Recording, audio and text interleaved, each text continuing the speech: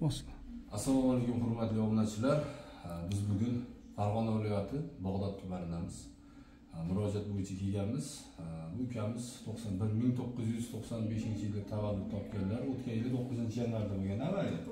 O'tgan yili 9-yanvarda avariyaga uchraganlar, ya'ni shu ko'mir olish uchun asfaltdan o'tib ketayotganlarida avtohalokatga uchrashgan. Biz buni o'sha montaj jarayonida alohida post qilib qo'yamiz.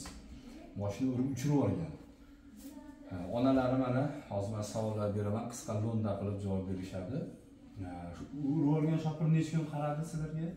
15 kun uzoq bilan. 15 kun uzoq bilan qaradi. 10 kun komada yotganlar. 10 kun komada. O'tgan yili ham bu murojaat qilib Toshkentga olib ketib qoldi, zadavorlangan. Toshkentga olib ketib qoldi. Hozirda bosh qismlaridagi jarohat haqlarida gapiring. Shu olib kelgan paytimizda koma holatda bo'lgan. Ahadjon doktor qabul qilgan. Keyin boshini ochgan, boshida qon quyilib qolgan qat. Uni eritish iloji bo'lmay ochishga majbur bo'lgan, suyaklari singan, parchalanib, suyak qatlamini o'sha birinchi qatlamni o'ng tomonga olib tashlagan. Suyagini. Boshi ochiq bo'lgan. Ana shu tuzatib olib, 21 kun deganda oyog'i ham singanda, oyog'ini ham operatsiya qildi alohida. Hozir bir joyda yotadilar. Bir joyda yotadi. O'zingiz qaraysiz. O'zim qarayman. Garshogda. Oyog'i ishlaydi. Ishlayapti. 6 oy bir joyda yotdi. 6 oy bir joyda yotganlar. Oyoqlari temir, qo'llari temir. Mana shart narsa. Temir 6 oyda nimasini oldi. Gipsini oldi. 7-oyga yurgizishni o'rgatdim. Massajni o'zim qildim. Doktor kelib ko'rsatib berdi. Men mashinaga olib borgan oilamizda imkoniyatim bo'lmadi. Massajga qatnagan imkoniyatingiz yo'q edi. O'zim qildim. O'zim qilib 8 oy deganda rostmana yurgizdim oyoqqa turgizib. O'sha qo'l, oyoq hammasi alohidadan operatsiya bo'lgan. Oyoqdan keyin qo'l bo'lgan. 15 kun o'tkazib. Immuniteti yetarli bo'lmaganda past bo'lgan. Demak, operatsiyadan qilganlar yetmagan. 3 marta operatsiya bo'ldik. Endi dedi uyda dam olishadi dedi. Dam olishga qo'yib berdi. 2 oy, 3 oy dam olishga qo'yib berdi, lekin boshiga suv to'planishni boshladi. Chiqindi suv pastga ketmasdan mana shu yig'ilib o'tdi. Bosh suyak qatlangan chuqurga. Aytdi kelibdim, men umurtqadan suv olgizib turdik. Mablag'imiz yetarli bo'lmaganligi uchun yetkazolmadik. Ham dori-darmonda turadi, ham o'sha suvni olgizib turdik. Mablag' yiqqanimizdan keyin beyda 8 kun beyda davolab o'zlari qarab turdi. Nazoratda doktorimiz keyin Toshkentga olib ketdik. O'sha doktorimizning ustozi G'ayratjon degan doktor TTZda o'sha operatsiya qildi. Boshiga shunut o'ynatib suvni ash qorin qatlamli siyda qatlamga tushiradigan qilib operatsiya qilib shlaylarni o'rnatdi. Ana shundan keyin bolamning boshida suv to'planmay holat o'zgardi, yaxshilandi. Mana oradan 4 oy, 3 oydan keyin qo'ydirasizlar dedi. 3 oygacha har 15 kunda lecheniya oladi. Gripp bo'lmasligi kerak. Gripp bo'lmasligi kerak. Gripp bo'lmasligi kerak. Gripp bo'lsa immunitet juda pastlab boradi-da. Nima deydi, aniq bo'lib qolaveradi. Sudurga berib yuboradi. Kam qon bo'lib qolsa, kamqonlikdan quvvat kamaysa, sudurga beradi. O'sha kecha kunduz yonidaman. Ayoli uylarida, qo'lida yosh bolasi bor. Ayoli nima? Yuragi parok. Ayollarning yuragi parokda. Ko'z rinasi past. Ikkita farzandi bor. Bir o'g'il, bir qiz.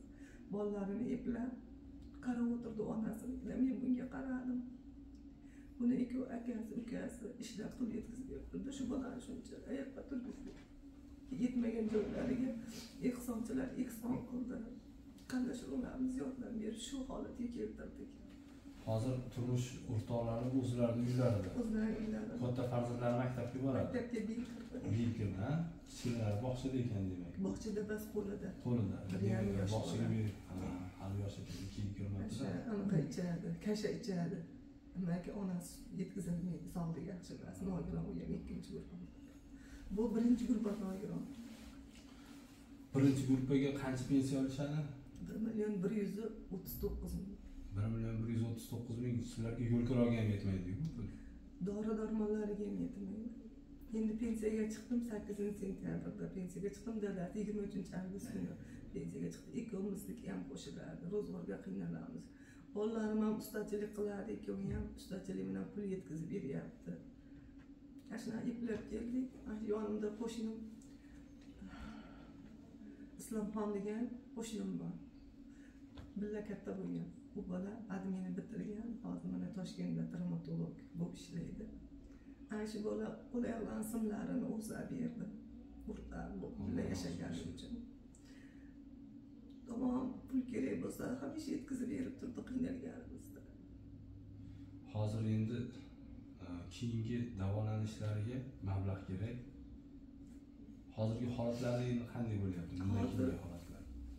Hozir buni boshiga temir qo'yildi.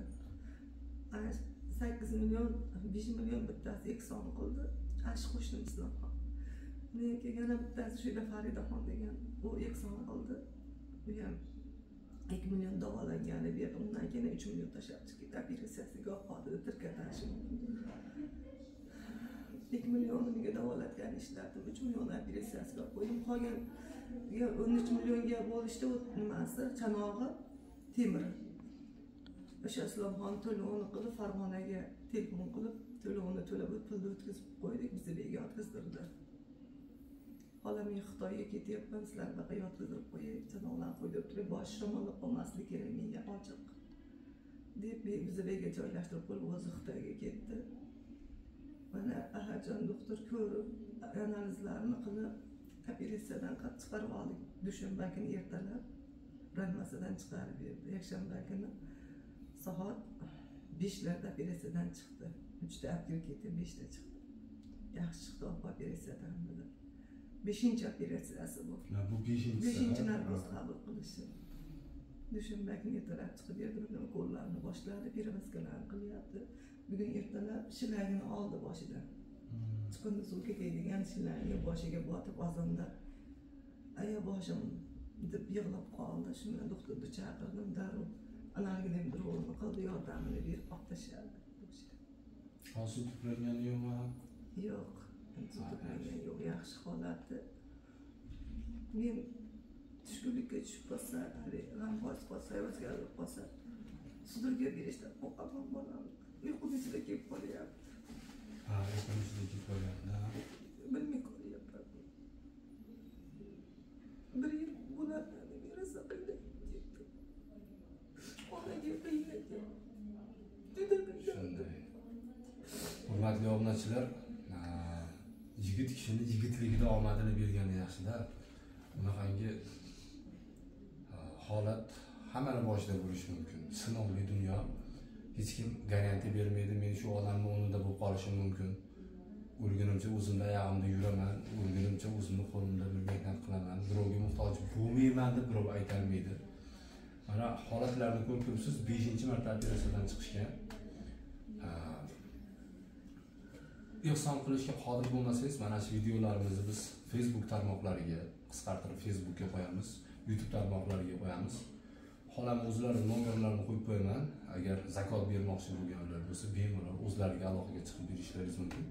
Va biz 4 ta karta qo'yib qo'yamiz. Hozir kartalar tez bloklanib qolyapti xavfsizlik yuzasidan. Banklarda o'zi ham telefon qilib so'rayapti, nima sababdan shunaqa ehson pul tushyapti.